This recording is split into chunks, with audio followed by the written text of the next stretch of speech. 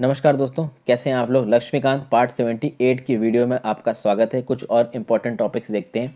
जैसे यहाँ पे हम लोग बात करेंगे term of the president office के बारे में, फिर इम्पीचमेंट ऑफ द प्रेसिडेंट के बारे में, जब प्रेसिडेंट के ऑफिस में वैकेंसी आ जाती है तब क्या होता है, और executive powers of the president. इन सब चीज़ों के बारे में यहाँ पे बातचीत होगी। आगे बढ़ने से पहले आई होप आपने इस किताब को खरीद लिया हो, मेरे साथ बैठ के पढ़ रहे हो। वीडियो पे लाइक का बटन। सबसे पहले तो बात कर लेते हैं term of the office of the president के बारे में।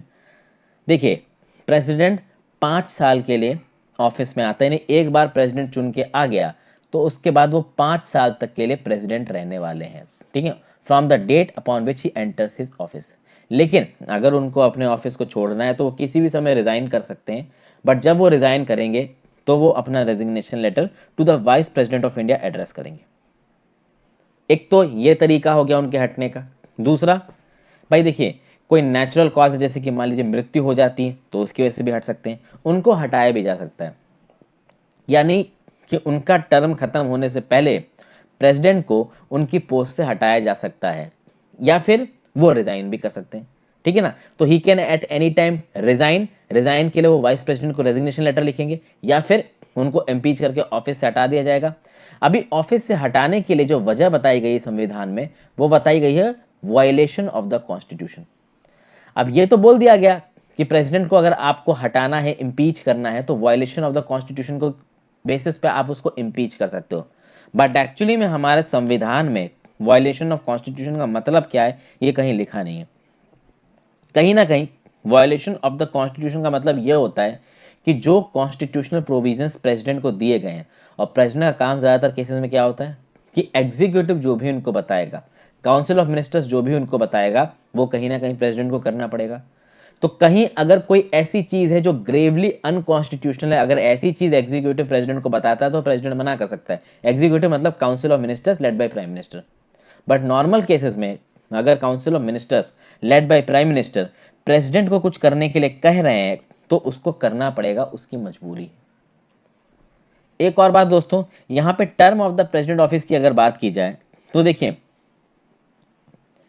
हमारे देश में जो प्रेसिडेंट है वो कितनी भी बार री इलेक्ट हो सकते हैं। ही इज एलिजिबल फॉर री इलेक्शन, कितने भी नंबर ऑफ टाइम्स वो इलेक्ट हो सकते हैं। लेकिन अब तक आप देखोगे केवल एक ऐसे प्रेसिडेंट हैं जो 2 बार लगातार पूरे पूरे टर्म उन्होंने किए हैं प्रेसिडेंटशिप की, जो कि हैं डॉक्टर राजेंद्र प्रसाद। डॉक्टर राजेंद्र प्रसाद के अलावा कोई भी पर्सन एक से ज़्यादा बार प्रेसिडेंट की पोस्ट, मतलब 2 टर्म्स उसने कंप्लीट नहीं किए हैं। और राजेंद्र प्रसाद जी हमारे पहले राष्ट्रपति थे, ये आप सबको पता है। यूएसए में एक कॉन्स्टिट्यूशनल लिमिट है कि एक प्रेसिडेंट मैक्सिमम 2 टर्म कर सकता है एज अ प्रेसिडेंट। तो बराक ओबामा ने 2 टर्म किए थे, 2009 से लेकर 2016 तक। 2016 में डोनाल्ड ट्रंप आए, 2020 में उनकी प्रेसिडेंटशिप खत्म हो रही है नवंबर में इलेक्शन से। रशिया में भी ऐसी ही कॉन्स्टिट्यूशनल लिमिट है जो कि पुतिन ने हटा दी। टर्की में ही ऐसी कॉन्स्टिट्यूशनल लिमिट थी जो कि आपकी एर्डोगन साहब ने हटा दी प्राइम मिनिस्टर की पोस्ट के लिए। बेलारूस में भी एक ऐसी कॉन्स्टिट्यूशनल लिमिट थी जो कि अलेक्जेंडर लुकाशेंको ने हटा दी। तो इस तरीके की लिमिट्स हटती भी रहती हैं। मैं दुनिया भर की पॉलिटी को यहाँ पे मिला के आपसे बात कर रहा हूँ। वापस आ जाते हैं, इम्पीचमेंट ऑफ द प्रेसिडेंट की बात कर रहे हैं। तो कहीं पे भी ये नहीं लिखा है कि वायलेशन ऑफ द कॉन्स्टिट्यूशन क्या होता है। तो अगर आपने एग्जीक्यूटिव की बात नहीं मानी तो वो वायलेशन ऑफ द कॉन्स्टिट्यूशन हो सकता है। अगर ओवरऑल लेजिस्लेचर ने कोई इंस्ट्रक्शन दिया आपका प्रेसिडेंट को, वो प्रेसिडेंट नहीं माना तो वायलेशन ऑफ द कॉन्स्टिट्यूशन हो सकता है। देखिए, president, council of ministers, they are part of the executive. Centre level पे अगर आप एग्जीक्यूटिव की बात करते हो तो कौन कौन है, प्रेसिडेंट है, वाइस प्रेसिडेंट है, काउंसिल ऑफ मिनिस्टर्स है, और अटॉर्नी जनरल है। अभी यहाँ पे नॉमिनल प्रेसिडेंट है, प्रेसिडेंट और वाइस प्रेसिडेंट। नॉमिनल मतलब उनके पास कोई खास ताकत है नहीं। नॉमिनल एग्जीक्यूटिव, सॉरी, 2 तरीके के एग्जीक्यूटिव्स होते हैं। एक नॉमिनल एग्जीक्यूटिव होता है, एक रियल एग्जीक्यूटिव होता है। नॉमिनल एग्जीक्यूटिव मतलब वो रबर स्टैंप है, उसके पास केवल नाम की ताकत है, जो हमारे यहाँ पे प्रेसिडेंट है। और रियल एग्जीक्यूटिव कौन है, जो हमारे काउंसिल ऑफ मिनिस्टर्स, वो रियल में नियम कानून बना रहे हैं। हालांकि ये बोल देना कि हमारे प्रेसिडेंट केवल एक रबर स्टैंप है, उनके पास असल में कोई ताकत नहीं है, ऐसा सही नहीं है। क्योंकि हमारे संविधान ने प्रेसिडेंट को यह ताकत दी है कि अगर एग्जीक्यूटिव एक लिमिट से ज़्यादा ग्रेव अनकॉन्स्टिट्यूशनल एक्ट होता है तो वहाँ प्रेसिडेंट को एक्ट करना चाहिए। और प्रेसिडेंट को अपनी कॉन्स्टिट्यूशनल ड्यूटी निभानी है, बाद में उनको एग्जीक्यूटिव निकाल दें ना रखे उससे कोई फर्क नहीं पड़ता है, बट प्रेसिडेंट का फर्ज बनता है कि जो कॉन्स्टिट्यूशन ने उनके ऊपर रिस्पॉन्सिबिलिटी दी है वो निभाएं, और उस रिस्पॉन्सिबिलिटी को निभाने के लिए किसी डिक्टेटोरियल टेंडेंसी को अगर प्रेसिडेंट रोकते हैं तो वो सही होगा, जो कि फखरुद्दीन अली अहमद साहब ने नहीं रोकी थी जब इंदिरा गांधी जी ने उनसे इमरजेंसी लगाने को कहा गया। चलिए वो एक अलग बात है। अब बात चल रही है इम्पीचमेंट प्रोसीडिंग्स की, तो इम्पीचमेंट प्रोसीडिंग्स कैसे इनिशिएट की जाएंगी? तो भैया impeachment proceedings house of parliament के किसी भी हाउस में शुरू हो सकती हैं, तो वो लोकसभा में भी शुरू हो सकती हैं, वो राज्यसभा में भी शुरू हो सकती हैं, लेकिन जिस हाउस में भी आप प्रेसिडेंट के अगेंस्ट इम्पीचमेंट प्रोसीडिंग्स को शुरू कर रहे हो उस हाउस के 1/4 मेंबर्स एक पिटीशन पे साइन करेंगे, जिस पिटीशन पे उस प्रेसिडेंट के ऊपर लगाए हुए इल्जाम लिखे हुए हैं। तो सबसे पहले तो आपको इल्ज़ामों को एक पिटीशन पे लिखना पड़ेगा कि हाँ भाई हम इन प्रेसिडेंट के अगेंस्ट इम्पीचमेंट प्रोसीडिंग शुरू कर रहे हैं, इनको हटा रहे हैं, तो कौन से बेसिस पे हटा रहे हैं। एक बार आपने उन इल्ज़ामों को लिख दिया, फिर जिस भी हाउस में आप प्रेसिडेंट की इम्पीचमेंट प्रोसीडिंग्स को शुरू कर रहे हैं वहाँ के 25% मेंबर्स को उस पिटीशन पे साइन करना पड़ेगा। ठीक है, तो मान लीजिए राज्यसभा में शुरू हुआ और राज्यसभा में मान लीजिए 250 मेंबर्स हैं। अभी इन 250 मेंबर्स का 25% कितना हो गया? तो 25% हो गया लगभग आपका 62.5। ठीक है, आई एम सॉरी अगर मैं गलत नहीं कर रहा, तो 62.5 मतलब आप 63 मान लीजिए। तो 250 में से 63 लोग अगर उस पिटीशन पे साइन कर देते हैं तो हाँ भाई उस मोशन को, उस पिटीशन को, उस इम्पीचमेंट चार्जेस को इंट्रोड्यूस कर लिया जाएगा उस हाउस में, राज्यसभा में अगर वहां पे शुरू हो रहा है, लोकसभा में भी हो सकता है। लोकसभा में शुरू होता है तो अगर 545 मेंबर्स है तो उसका 1/4। अभी जहां पे शुरू हो रहा है उसको शुरू करने से पहले 14 दिन का नोटिस पीरियड दिया जाएगा प्रेसिडेंट को। इस 14 दिन के नोटिस पीरियड में प्रेसिडेंट अपने आप को डिफेंड कर सकते हैं, उनके ऊपर जो इल्ज़ाम लगाए जा रहे हैं उसके अगेंस्ट प्रेसिडेंट अपने रिटन पॉइंट्स दे सकते हैं कि देखिए आप हमारे ऊपर जो इल्ज़ाम लगा रहे हैं ये बेबुनियाद है, मैंने तो कॉन्स्टिट्यूशन के इस संविधान के हिसाब से चीज़ें करी। अभी यहाँ पे देखिए एग्जीक्यूटिव की एब्सोल्यूट अथॉरिटी नहीं हो पाएगी। क्यों? क्योंकि जब इस तरीके की इम्पीचमेंट प्रोसीडिंग शुरू होंगी ना पूरा देश उनको देखेगा और फिर देश ये एसेस करेगा कि क्या सच में प्रेसिडेंट ने गलत किया है या एग्जीक्यूटिव अपनी चला रहा है, लेजिस्लेचर अपनी चला रहा है, और फिर देश इस चीज़ को डिसाइड करेगा। इसलिए प्रेसिडेंट को इम्पीच करना इतना आसान नहीं है। ठीक है ना, प्रेसिडेंट के पास अभी भी ताकत है, सीधे सीधे नहीं दी गई बट उसके पास ताकत है, बहुत है। क्योंकि अगर प्रेसिडेंट ने संविधान को बचाने के लिए कुछ किया और उसके लिए उसको सजा दी गई लेजिस्लेचर के द्वारा या एग्जीक्यूटिव के द्वारा, तो लोग भी नहीं माफ करेंगे वोटिंग के समय पे लेजिस्लेचर को और एग्जीक्यूटिव को।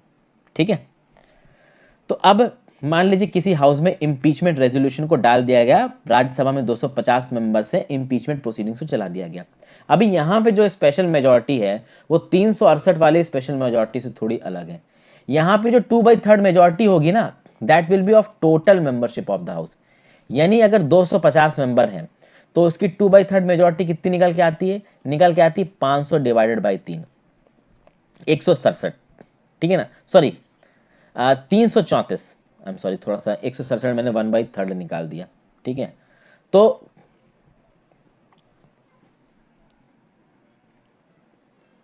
अरे 167 ही निकल रही, क्या हो गया है मेरी कैलकुलेशन को, आई एम रियली सॉरी। देखिए 250 का 2/3 500/3 होगा तो 167 ही होगा। मैं पता नहीं मेरे दिमाग में क्या चल रहा है, 3-4 चीजें चल रही। तो अगर 250 में से 167 लोग उस इम्पीचमेंट रेजोल्यूशन को सपोर्ट कर देते हैं कि हाँ भाई हम प्रेसिडेंट को हटा रहे हैं, तो माना जाएगा कि राज्यसभा में वो इम्पीचमेंट की प्रोसीडिंग पारित हो गई। अभी राज्यसभा से पारित होने के बाद फिर वो इम्पीचमेंट की प्रोसीडिंग कहाँ जाएगी? लोकसभा के पास जाएगी। अभी लोकसभा में सबसे पहले तो ये देखा जाएगा कि जो जो इल्ज़ाम लगाए गए हैं प्रेसिडेंट के ऊपर, क्या वो इल्ज़ाम सही हैं। तो फर्स्ट ऑफ ऑल तो लोकसभा इस बात को एसेस करेगा कि जो चार्जेस राज्यसभा ने प्रेसिडेंट के ऊपर लगाए हैं क्या वो चार्जेस सही हैं, क्या वो चार्जेस गलत हैं। उसके बाद लोकसभा में एक वोटिंग होगी और वहां पे भी 2/3 मेजॉरिटी से अगर प्रेसिडेंट के खिलाफ इम्पीचमेंट की प्रोसीडिंग पास हो जाती है तो फिर ये बोल दिया जाएगा कि हाँ भाई प्रेसिडेंट को हटा दिया गया। अब आप समझिए यहाँ पे जो पार्लियामेंट है ना दोस्तों, इम्पीचमेंट के दौरान पार्लियामेंट एक क्वासी जुडिशियल प्रोसीडिंग कर रहा है, यानी जो इम्पीचमेंट का प्रोसेस है this is a quasi judicial procedure. ये बहुत इंपॉर्टेंट पॉइंट मैं आपको बता रहा हूँ। यूपीएससी में इस तरीके के पॉइंट को पूछा जा सकता है। हालांकि अभी किसी प्रेसिडेंट का इम्पीचमेंट हो तो पूछा जाए, वो हुआ नहीं तो वो पूछते नहीं है। बहुत स्पेसिफिक न्यूएंसेस पूछता है यूपीएससी। आपके सामने अगर किसी एमसीक्यू में ये चीज आ गई कि the impeachment of president is a quasi judicial process, आप वहां पे कंफ्यूज हो जाओगे। साफ साफ ये क्वासी जुडिशियल प्रोसेस है। क्यों है? क्योंकि मान लीजिए राज्यसभा ने कुछ चार्जेस लगाए और राज्यसभा ने इम्पीचमेंट प्रोसीडिंग्स को 2/3 मेजोरिटी से पास कर दिया। अभी वो इम्पीचमेंट प्रोसीडिंग जब लोकसभा में पहुंचेगी ना, तो लोकसभा इस बात को एसेस करेगा कि जो भी चार्जेस, इल्जाम, एलिगेशंस लगाए गए हैं प्रेसिडेंट के ऊपर, वो सही है या गलत। अभी अगर आप किसी एक चीज को एसेस कर रहे हो कि सही है या गलत, तो कहीं ना कहीं आप हल्का फुल्का जुडिशियल कैरेक्टर लेके आ रहे हो। इसीलिए ये जो प्रोसीजर होता है ना इम्पीचमेंट का, इसको क्वासी जुडिशियल प्रोसीजर कहा जाता है। तो यहां पे मैंने आपको एग्जांपल लिया कि राज्यसभा से शुरू हुआ और लोकसभा पहुंचा। ये लोकसभा से शुरू होकर राज्यसभा भी पहुंच सकता है, वाइस वर्सा भी हो सकता है। आगे एक और पॉइंट देखते हैं कि भैया जब इम्पीचमेंट की प्रेसिडेंट की इम्पीचमेंट की प्रोसीडिंग्स होंगी, तो कौन कौन उन इम्पीचमेंट की प्रोसीडिंग में वोट डाल सकता है? तो आप देखिए दोस्तों, हाउस ऑफ पार्लियामेंट के नॉमिनेटेड मेंबर्स, तो आपको पता है राज्यसभा में 12 नॉमिनेटेड मेंबर्स हैं। अभी वो 12 नॉमिनेटेड मेंबर्स प्रेसिडेंट के इलेक्शन में उन्होंने वोट नहीं डाला, लेकिन जब प्रेसिडेंट का इम्पीचमेंट होगा ना, वहां पे वो वोट डाल सकते हैं। तो ये जो 12 नॉमिनेटेड मेंबर्स हैं राज्यसभा के, ये प्रेसिडेंट के इलेक्शन के समय वोट नहीं डालते हैं, बट इम्पीचमेंट के समय वोट डाल सकते हैं। दूसरा, अगर आप स्टेट के लेजिस्लेटिव असेंबली के मेंबर्स की बात कर लीजिए, पुदुचेरी, दिल्ली यूनियन टेरिटरी के लेजिस्लेटिव असेंबली के मेंबर्स की बात कर लीजिए, तो राष्ट्रपति के चुनाव के समय ये लोग वोट डालते हैं, लेकिन इंपीचमेंट के समय ये लोग वोट नहीं डाल सकते। ठीक है ना? तो ये दो चीजें आप याद रखिएगा, ये इंपॉर्टेंट है, ये कहीं पे भी आपसे पूछी जा सकती हैं। फिर हम लोग बात करते हैं वैकेंसी इन प्रेसिडेंट ऑफिस। अभी प्रेसिडेंट के ऑफिस में वैकेंसी किस वजह से हो सकती है? भैया उसके 5 साल का टेन्योर पूरा हो गया, या फिर उसने बीच में रिजाइन कर दिया, या उनको इम्पीचमेंट की प्रोसीडिंग के चलते निकाल दिया गया, जो कि अभी मैंने आपको समझाया, या उनकी मृत्यु हो गई अनफॉर्चुनेट, ओके, या फिर otherwise for example he becomes disqualified to hold office और when his election is declared void.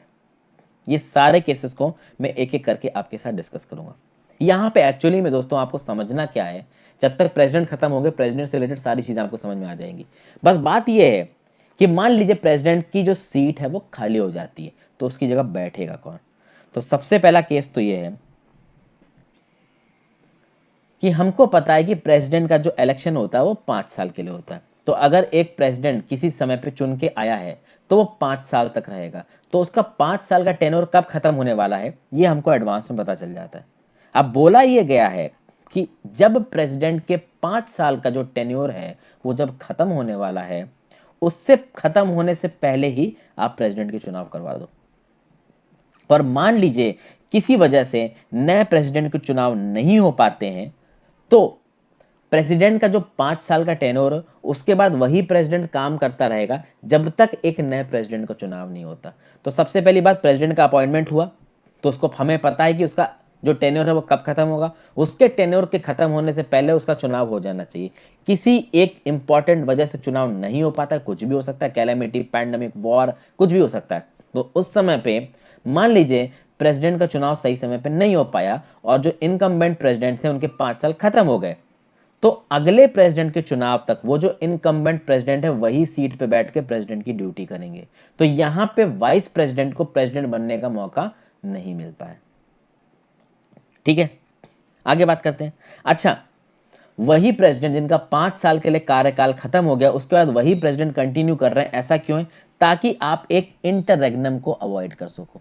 ठीक है, मैं यहां लिख देता हूं, इंटररेग्नम को आप अवॉइड कर सको। एक्चुअली में इंटररेग्नम मतलब गैप, प्रेसिडेंट की पोजीशन में गैप नहीं होना चाहिए, क्योंकि प्रेसिडेंट नॉमिनल हेड है, एग्जीक्यूटिव हेड है देश का। तो अगर उसकी पोस्ट ही खाली पड़ी रहेगी तो सही नहीं रहेगा एडमिनिस्ट्रेशन के लिए। ठीक है, मान लीजिए कि प्रेसिडेंट की जो सीट है वो इसलिए खाली हो जाती है कि प्रेसिडेंट ने भाई रिजाइन कर दिया, या प्रेसिडेंट को इम्पीचमेंट के प्रोसेस के थ्रू निकाल दिया गया, या प्रेसिडेंट की मान लीजिए हो जाती है डेथ, या किसी और वजह से। ठीक है, जिसमें आपका ये 5वीं वजह भी आ जाती है, when he becomes disqualified to hold office और when his election is declared void. तो अभी इन 4 कारणों के केस में क्या होगा? इन 4 कारणों के केस में आप देखोगे कि जो प्रेसिडेंट है वो एकदम से अपनी पोस्ट पर से हट गए। अभी समझिए दोस्तों, पहले वाले केस में क्या हो रहा था। पहले वाले केस में प्रेसिडेंट का चुनाव सही समय पे नहीं हुआ और प्रेसिडेंट का चुनाव डिले हो गया, तो उस चुनाव को डीले करने की वजह से वो जो पहले वाले प्रेसिडेंट थे वो उस डीले की ड्यूरेशन के दौरान प्रेसिडेंट बने रहे। लेकिन रेजिग्नेशन के समय पे तो प्रेसिडेंट हट गया, इंपीचमेंट के समय पे प्रेसिडेंट हट गया, डेथ के समय पे प्रेसिडेंट हट गया। अगर प्रेसिडेंट के इलेक्शन में कोई डिस्प्यूट है और सुप्रीम कोर्ट ने बोल दिया कि इलेक्शन गलत है तो प्रेसिडेंट हट गया, या फिर किसी और वजह से प्रेसिडेंट डिस्क्वालीफाई होकर हट गया, तो अब तो प्रेसिडेंट की पोस्ट पे कोई है ही नहीं ना। तो प्रेसिडेंट की पोस्ट पे कोई है ही नहीं तो कोई अल्टरनेट पर्सन चाहिए, तो वो अल्टरनेट पर्सन यहाँ कौन निकल के आएगा? Vice president. तो इनमें से कोई भी वजह होती है तो अल्टरनेट प्रेसिडेंट कौन बनेगा? Vice president. फिर मान लीजिए हमारे सेटिंग प्रेसिडेंट है, उनकी मान लीजिए किसी वजह से तबीयत खराब हो जाती है, कोई हेल्थ इश्यूज हो जाते हैं जिसकी वजह से कुछ समय के लिए वो ऑफिस नहीं आ सकते हैं, तो उस कुछ समय में प्रेसिडेंट की कुर्सी पर कौन बैठेगा? Vice president. ठीक है। अब मान लीजिए कि वाइस प्रेसिडेंट की भी कुर्सी खाली है, तो प्रेसिडेंट की कुर्सी पे कौन बैठेगा? तो चीफ जस्टिस ऑफ इंडिया बैठेंगे। मान लीजिए किसी वजह से चीफ जस्टिस ऑफ इंडिया की भी सीट खाली है, तो कौन बैठेगा कुर्सी पे? तो सीनियर मोस्ट जज of the supreme court available, वो बैठेगा। अब यहां पे देखिए एक पॉइंट है, मई 1969 में प्रेसिडेंट जाकिर हुसैन साहब की मृत्यु हो गई।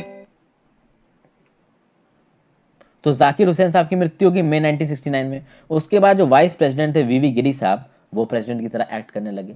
फिर अब प्रेसिडेंट के चुनाव होने वाले थे, तो वीवी गिरी साहब ने अपने आप को नामांकित कर दिया चुनाव के लिए, तो वो प्रेसिडेंट के लिए खड़े हो रहे थे, तो उन्होंने वाइस प्रेसिडेंट की पोस्ट से रिटायर कर दिया, मतलब रिजाइन कर दिया। अभी वाइस प्रेसिडेंट, ठीक है ना, वो प्रेसिडेंट की तरह काम कर रहा है, वाइस प्रेसिडेंट भी नहीं रहे, तो अब प्रेसिडेंट कौन बनेगा? क्योंकि हमको ये कि जब प्रेसिडेंट नहीं है तो वाइस प्रेसिडेंट प्रेसिडेंट का काम करेगा। अभी वाइस प्रेसिडेंट प्रेसिडेंट का चुनाव लड़ने के लिए वाइस प्रेसिडेंट की पोस्ट से रिजाइन कर दिया, तो वाइस प्रेसिडेंट है नहीं, तो कौन रहेगा प्रेसिडेंट? तो भैया चीफ जस्टिस ऑफ इंडिया। तो उस समय पे चीफ जस्टिस ऑफ इंडिया थे एम हिदायतुल्लाह। तो एम हिदायतुल्लाह 20 जुलाई 1969 से 24 अगस्त 1969 तक इंडिया के प्रेसिडेंट रहे। और जब प्रेसिडेंट ऑफ इंडिया, सॉरी, जब वाइस प्रेसिडेंट ऑफ इंडिया या चीफ जस्टिस ऑफ इंडिया या सीनियर मोस्ट जज of the supreme court as a president काम करता है, तो प्रेसिडेंट की सारी ताकतें, प्रेसिडेंट की सारी इम्यूनिटीज, प्रेसिडेंट के सारे बेनिफिट्स जैसे कि इमोल्यूमेंट्स, अलाउंसेस, प्रिविलेजेस, वो उसको मिलते हैं जैसा पार्लियामेंट डिसाइड करेगी। आपको पता है कि प्रेसिडेंट के अमॉल्यूमेंट्स, अलाउंसेस और प्रिविलेजेस पार्लियामेंट डिसाइड करती है। नॉर्मल कर केसेस में जो प्रेसिडेंट के प्रिविलेजेस होते हैं वही प्रिविलेजेस वाइस प्रेसिडेंट को भी दिए जाते हैं, और वही privileges chief justice of India, अगर वो ऑफिशियल कैपेसिटी में प्रेसिडेंट का काम कर रहा है, उससे भी दिए जाते हैं। ठीक है, तो यहाँ पे वैकेंसी समझ ली। आगे बात करेंगे powers and functions of the president. अभी powers and functions of the president बहुत सारे हेड्स में आती है, तो एग्जीक्यूटिव पावर है, लेजिस्लेटिव पावर है, फाइनेंशियल पावर है, जुडिशियल पावर है, डिप्लोमेटिक पावर है, मिलिट्री पावर है, इमरजेंसी पावर है। एक एक करके इन पावर्स को देखेंगे। आई होप आपने लक्ष्मीकांत सामने खोल रखी हो। पहली पावर क्या लिखी हुई है लक्ष्मीकांत में? All executive actions of the government of India are formally taken in his name. तो आपको पता ही है दोस्तों, चाहे एग्जीक्यूटिव एक्शन हो चाहे लेजिस्लेटिव एक्शन हो, इनफैक्ट एग्जीक्यूटिव एक्शंस भी, मतलब कि मान लीजिए कल की डेट में हमारे काउंसिल ऑफ मिनिस्टर ने कोई नोटिफिकेशन निकाला, कोई एग्जीक्यूटिव ऑर्डर निकाला, नीति आयोग बना दिया, तो ये सारे एग्जीक्यूटिव ऑर्डर्स पे अप्रूवल कौन देता है? प्रेसिडेंट। तो जब आप उसका ऑफिशियल डॉक्यूमेंट देखोगे ना, उस डॉक्यूमेंट पे प्रेसिडेंट के सिग्नेचर होंगे, समझ गए? जबकि डिसीजन किसने लिया? काउंसिल ऑफ मिनिस्टर्स ने। इनफैक्ट आप देखोगे कि कल की डेट में आप आईएएस भी बन जाते हो ना, तो जो आपका पोस्टिंग ऑर्डर है वो पहले प्रेसिडेंट ऑफ इंडिया साइन करता था। अब क्या है कि प्रेसिडेंट ऑफ इंडिया के पास बहुत और इंपॉर्टेंट काम है, तो प्रेसिडेंट ऑफ इंडिया जिसको ये अथॉरिटी देता है, वो अथॉरिटी अगर आप आईएएस या आईपीएस बनते हो तो आपके अपॉइंटमेंट लेटर पे साइन करेगा। ठीक है, हालांकि नॉर्मल केसेस में प्रेसिडेंट को ही साइन करना चाहिए, क्योंकि आप एडमिनिस्ट्रेटिव सर्विसेज में जा रहे हो, डायरेक्टली जो एग्जीक्यूटिव है सेंटर का उसमें जा रहे हो, तो आप सीधा सीधा आपका अपॉइंटमेंट कौन कर रहा है? प्रेसिडेंट ऑफ इंडिया कर रहा है। दूसरा पॉइंट देखो आप एग्जीक्यूटिव पावर में, तो ये दूसरा पॉइंट क्या बोलता है? और he can make rules specifying the manner in which the orders and other instruments made and executed in his name shall be authenticated. भैया देखो, अभी यहाँ पे जो लाइनें निकल के आ रही है ना, इन लाइनों के बेसिक लेआउट को आप देख लो। ये लाइनें अभी की नहीं है, ये लाइनें भैया इंडियन काउंसिल एक्ट से लेके, गवर्नमेंट ऑफ इंडिया एक्ट से लेके, 1935 से लेके अब तक हमारे संविधान में। जैसे कि अगली ही लाइन देखिए, क्या है? He can make rules for the convenient transaction of the business of the union government and for allocation of the said business among the ministers। ये जो C वाला पॉइंट है ना, he can make rules for the convenient transaction of business of the union government and for allocation of the said business among the minister, ये सीधी सीधी line UPSC prelims से पूछी गई थी लगभग 2014 या 13 में। ये पूछा गया था कि भैया ये किसके लिए है, प्रेसिडेंट के लिए है या पार्लियामेंट के लिए है या कैबिनेट के लिए है, आप जाके देख लीजिए 2013 2014 के पेपर में सवाल था। तो ये जो लाइन है ना, ये पहले के एक्ट से उठाई गई है। तो जो बी वाला पॉइंट है कि he can make rule specifying the manner in which the orders and other instruments made and executed in his name shall be authenticated, यानी कि जो भी एग्जीक्यूटिव ऑर्डर्स या लेजिस्लेटिव एक्ट्स पे उसने साइन किया है उनका इम्प्लीमेंटेशन किस तरीके से होगा, उनके ऊपर अप्रूवल किस तरीके से होगा, कैसे इनको एग्जीक्यूट किया जाएगा, उसके नियम कानून भी प्रेसिडेंट ही बनाएगा। यानी कहने का मतलब है काउंसिल ऑफ मिनिस्टर्स बनाएंगे, जो कि प्रेसिडेंट को पीछे से बोल कौन रहा है काम करने को, काउंसिल ऑफ मिनिस्टर। फिर तीसरा point, he can make rules for the convenient transaction of the business of the union government, यानी कि भैया यूनियन गवर्नमेंट में बिजनेस किस तरीके से होगा, किस किस तरीके से पोर्टफोलियो बटेंगे, कैसे बिजनेस को मिनिस्टर्स के बीच में बांटा जाएगा, इन सब के बेसिस पे नियम कानून कौन बनाएगा, आपके प्रेसिडेंट बनाएंगे। प्रेसिडेंट बस साइन करेंगे, नियम कानून किसके अंदर बनेगा, काउंसिल ऑफ मिनिस्टर्स के अंदर।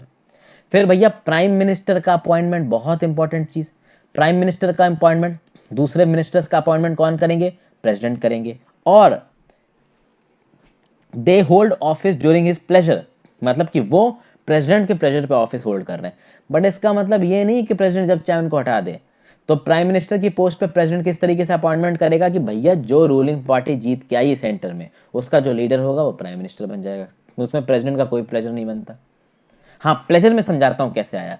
जो कैबिनेट मिनिस्टर्स होते हैं जैसे कि अमित शाह हो गए, ठीक है, जैसे कि राजनाथ सिंह हो गए, निर्मला सीतारमण हो गई, अभी कल की डेट में आप देखो ये जो मिनिस्टर्स है ना, अमित शाह, राजनाथ सिंह, निर्मला सीतारमण, इन सब का अपॉइंटमेंट कौन कर रहा है, प्रेसिडेंट कर रहा है। लेकिन ये प्लेजर पे है प्रेसिडेंट की, पावर किसकी है, प्राइम मिनिस्टर की। तो कल की डेट में प्राइम मिनिस्टर अगर प्रेसिडेंट से बोलता है कि अमित शाह को होम मिनिस्ट्री के पद से हटा दो, तो प्रेसिडेंट हटा देगा। तो यहां पे प्रेसिडेंट के पास ये प्लेजर है कि वो अमित शाह को उनकी मिनिस्ट्री से तुरंत के लिए हटा सकते हैं अगर प्राइम मिनिस्टर उनको बोलता है हटाओ। तो ताकत बैकग्राउंड में किसकी है, प्राइम मिनिस्टर की, बट ऑर्डर कौन एग्जीक्यूट कर रहा है, प्रेसिडेंट। ठीक है। फिर अटॉर्नी जनरल ऑफ इंडिया की बात करिए, उसके ऊपर अलग सा चैप्टर है। अटॉर्नी जनरल ऑफ इंडिया का अपॉइंटमेंट भी प्रेसिडेंट करता है, किसके कहने पे कहता है, काउंसिल ऑफ मिनिस्टर्स के करने पे कहता है। और अटॉर्नी जनरल ऑफ इंडिया को अपनी मन मुताबिक कभी भी प्रेसिडेंट उसकी पोस्ट पर से हटा सकता है। ठीक है, तो मतलब काउंसिल ऑफ मिनिस्टर्स पे डिपेंडेंट है कि कब तक और कितने समय के लिए और किस कंडीशंस पे अटॉर्नी जनरल ऑफ इंडिया को अपॉइंट करना है। वो जब चैप्टर आएगा तब देखेंगे। कैग का अपॉइंटमेंट, चीफ इलेक्शन कमिश्नर्स, दूसरे इलेक्शन कमिश्नर्स का अपॉइंटमेंट, यूपीएससी के चेयरमैन और मेंबर्स का appointment, governor of the states, chairman and members of the finance commission, सबका अपॉइंटमेंट कौन करेगा, प्रेसिडेंट करेगा। ठीक है ना। फिर भैया अगला पॉइंट क्या है, he can seek any information relating to the administration of the affairs of the union and proposals for legislation from the prime minister। तो भैया कल की डेट में यूनियन में कोई एडमिनिस्ट्रेटिव डिसीजन लिया गया, अभी उस एडमिनिस्ट्रेटिव डिसीजन के खिलाफ बहुत सारा प्रोटेस्ट हो रहा है, बहुत सारी बातें उठ रही हैं कि उसमें करप्शन हो रहा है। तो प्रेसिडेंट प्राइम मिनिस्टर से बोल रहा है कि भैया क्या डिसीजन लिया है आप, उस डिसीजन के रिस्पेक्ट में जो इन्फॉर्मेशन है वो मेरे सामने लेके आइए, मुझे उसे देखना है। फिर प्राइम मिनिस्टर अगर प्रपोज कर रहे हैं या काउंसिल ऑफ मिनिस्टर अगर प्रपोज कर रहे हैं कि भाई हम कोई नियम कानून इंप्लीमेंट करने वाले हैं या लागू करने वाले हैं, तो उसकी डिटेल भी प्रेसिडेंट मांग के देख सकता है।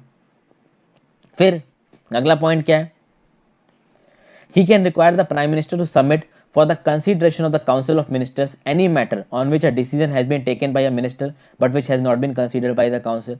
तो कल की डेट में finance minister Nirmala Sitharaman ji income tax department से रिलेटेड कोई बहुत इंपॉर्टेंट डिसीजन लेती हैं, और ये डिसीजन थोड़ा सा कंट्रोवर्शियल है, काफ़ी लीक हो गया मीडिया में, बहुत सारे सवाल उठ रहे हैं सरकार पे। तो उस केस में प्रेसिडेंट प्राइम मिनिस्टर को बोलेगा कि भैया आपके कैबिनेट मिनिस्टर हैं जो निर्मला सीतारमण जी, इन्होंने एक डिसीजन लिया है, उस डिसीजन को आप अपने सामने और कैबिनेट के सामने रखिए, प्रॉपर तरीके से डिसाइड करिए और फिर से पब्लिक के सामने एक स्टेटमेंट इशू करिए।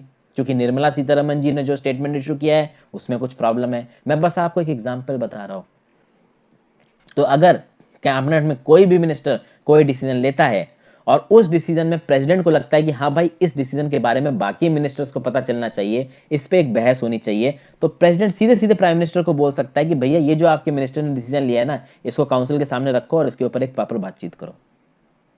फिर भैया प्रेसिडेंट बोल सकता है कि मैं एक कमीशन अपॉइंट कर रहा हूँ जो कि SC ST और अदर बैकवर्ड क्लासेस की कंडीशंस के ऊपर इन्वेस्टिगेट करेगा। Inter state council under article 263 का अपॉइंटमेंट कर सकता है प्रेसिडेंट, सेंटर स्टेट कोऑपरेशन को बढ़ाने के लिए, इंटर स्टेट कोऑपरेशन को बढ़ाने के लिए। यूनियन टेरिटरीज का एडमिनिस्ट्रेशन डायरेक्ट उन एडमिनिस्ट्रेटर्स के थ्रू होता है जिनको प्रेसिडेंट अपॉइंट करता है। हालांकि प्रेसिडेंट किसके कहने पर अपॉइंट करता है? सेंट्रल गवर्नमेंट के कहने पे। आपको पता है यूनियन टेरिटरीज का जो एडमिनिस्ट्रेशन होता है वो होम मिनिस्ट्री के थ्रू होता है, लेकिन अपॉइंटमेंट किसके कौन करता है? प्रेसिडेंट करता है। वो जो एडमिनिस्ट्रेटर है वो रिपोर्ट किसको करेगा? प्रेसिडेंट को करेगा। हालांकि प्रेसिडेंट किसकी बात सुन रहा है?